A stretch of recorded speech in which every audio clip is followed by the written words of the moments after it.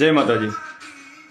ત્યારે ગુજરાતી કોમેડિયનો કે જે યુટ્યુબમાં ઇન્સ્ટામાં જે રીલ્સ બનાવે છે કોમેડી માટે, તમે બધાને હસાવો છો, બહુ સારી વાત છે.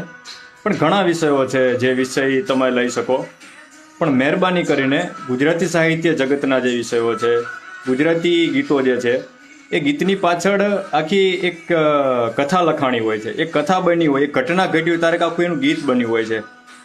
કોઈ પ્રેમ કથાનું ગીત હોય, કોઈ વીરસની કથાનું ગીત હોય, કોઈ અમર કથાનું ગીત હોય. આવા ગીતોની એક કથા જોડાયેલી હોય છે.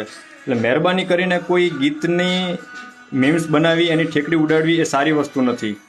ગુજરાતી સાહિત્ય જગતમાં ઘણું બધું એવું છે જેની આ ઠેકડી ઉડતી હોય છે. પણ જેમ કે મોરે મોરો શબ્દ છે એ કોઈ ગુજરાતી સાહિત્ય શબ્દ નથી, એટલે એની બરાબર છે. પણ જેમ કે હમણાં જ એક ટ્રેન્ડિંગમાં જે ગીત ચાલી રહ્યું છે, પદ્મા અને વીર માંગડાવાળાની કથા, એમાં ઘણા લોકો એ ઠેકડી ઉડાડતા હોય છે. તો એ લોકો વિચારવું જોઈએ કે એ ગીતની પાછળ પ્રેમરસ પણ છે અને વીરરસ પણ છે. આ અમર કથાનું ગીત છે, એટલે મહેરબાની કરીને આવા ગીતની પાછળ ઠેકડી ઉડાડવી નહીં.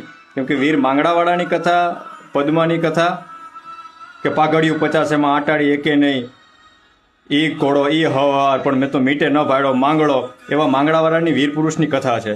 જય માતાજી.